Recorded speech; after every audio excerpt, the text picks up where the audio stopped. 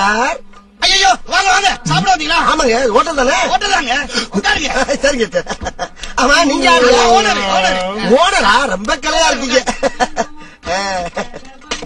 வாங்க வாங்க வாங்க. வணக்கம் சார். என்ன சாப்பிடுறீங்க? ஒரே ஒரு ஊத்தப்பம் வேணுங்க. ஒரு நிமிஷங்க, முடிச்சா கேட்டு போங்க. சொல்லுங்க. என்ன பண்றீங்க? ஒரு சம்பு தண்ணி எடுத்துக்கங்க. அத தோசைக்கல்ல ஊத்தி அதுக்குன்னு வழக்கமா ஒரு விளக்கமாறு வச்சிருப்பீங்கல்ல? ஆமாங்க. அத அடிப்பக்கமா திருப்பி சரிங்க. வரட்டு வரட்டு வரட்டுன்னு ஒரு 4 இழுப்பு இழுத்து சரிங்க. நல்லா கழுவி விட்டுருங்க. சரிங்க. ஒரு கிண்ணம் நிறைய மாவு எடுத்து பெரிய ரவுண்டாவும் இல்லாம சின்ன ரவுண்டாவும் இல்லாம சரிங்க. பொதுவா ஒரு ரவுண்ட ஊத்தி 4-5 வெங்காயத்தை போட்டு அள்ளி பொடி பொடி பொடியா நறுக்கி அப்படியே மேலாப்ல பரபர தூவி விட்டு சரிங்க. ஒரு நீளமான கேரட் எடுத்து அதையும் பொடி பொடியா நறுக்கி சரிங்க. அப்படியே மேலாப்ல பரபர தூவி விட்டு சரிங்க. ஒரு 16 கரண்டி நெய் எடுத்து சரிங்க. அதுல 6 கரண்டி நெய்ய உள் சைடு அப்படியே லேசா விளாவி விட்டு சரிங்க. 10 கரண்டி நெய்ய தோசைக்கு வெளி சைடு அப்படியே மேலாப்ல விளாவி விட்டு சரிங்க. இட்லி பொடி இருக்கு பாத்தீங்களா, அத அப்படியே அள்ளி மலை சாரல் மாதிரி அதை மேலாப்ல பரபர அப்படியே பேய விட்டு சரிங்க. பொத்துனாப்ல அப்படி ஒரு பரட்டு இப்படி ஒரு பரட்டு அப்படி பரட்டி விட்டு அப்படியே ரெட்டி கலர்ல முருக விட்டு அழகா மடிச்சு கம கம கமன்னு ஒரு ஊத்தப்பத்தை எடுத்துட்டு வாங்க. சரிங்க. அன்னைக்கு ஒரு ஊத்தப்பம்.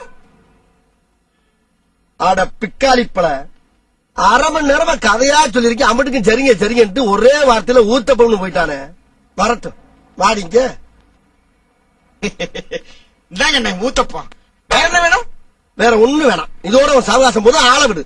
ஒரே ஒரு ஊத்தப்பம் போதும். போதும்டா. அண்ணனுக்கு ஒரே ஒரு ஊத்தப்பம் 50 ரூபாய் இல்ல போல. என்னடா ஒரு ஊத்தப்பம் 50 ரூபாயா? என்னடா அநியாயமா இருக்கு? இல்லண்ணே, கேரட் நெய் மிளகா பொடி. அதத்தான் நீ சொல்லவே இல்லையடா. நான் சொல்லனாலும் நீங்க சொன்னது மாஸ்டர் கேட்டிருக்குல்ல. எப்ப இங்க இருந்து அங்க கேட்க? டேபிளுக்கு அடியில மைக் வச்சிருக்கோம்ல. மைக்கா? யார்கிட்ட புழுகுற? எனக்கு ஊத்தப்பம் வேணாம், போடா. கேன்சல்ரா. கேன்சல் ஆன ஊத்தப்பத்துக்கு ஒரு 50 ரூபாய் சேர்த்து பில்ல போலே. அதான் ஊத்தப்பம் சாப்பிடல, அது கேட்கல 50 ரூபா. என்னடா கல்யாணி போய் ஹோட்டலா இருக்கு? நீ சொன்ன வேற இருக்குதா எனக்கு? ஹோட்டல்ல மட்டமா பேசுறதுக்கு எக்ஸ்ட்ரா ஒரு 100 பில்ல போலே. என்னடா யார ஏமாத்த பாக்குறீங்க? சப்ளையரை கையிட்டி ஒரு 6 அடி அடிச்சதுக்கு அடிக்க 50 மேரி 300 ரூபாய் பில்ல போலே. என்னடா ஏழை விடுற? ஏழா கடைசியா வாயில ஊத்துறதுக்கு 100 ரூபாய் சேர்த்து மொத்தம் 600 ரூபாய் பில்ல போட்டு அண்ணங்க இந்தாங்கண்ணா பில்லு. டேய், என்னடா நடக்குது இங்க?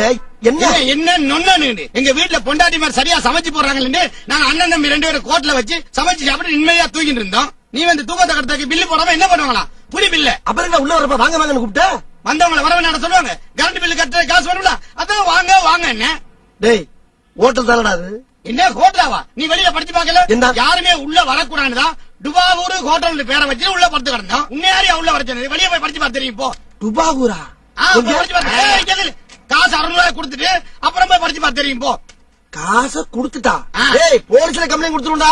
அதுக்கு முன்னால அவங்களுக்கு கொடுக்க வேண்டியெல்லாம் கொடுத்துட்டு தான் இருக்கோம். நீ முதல்ல காசை கொடு.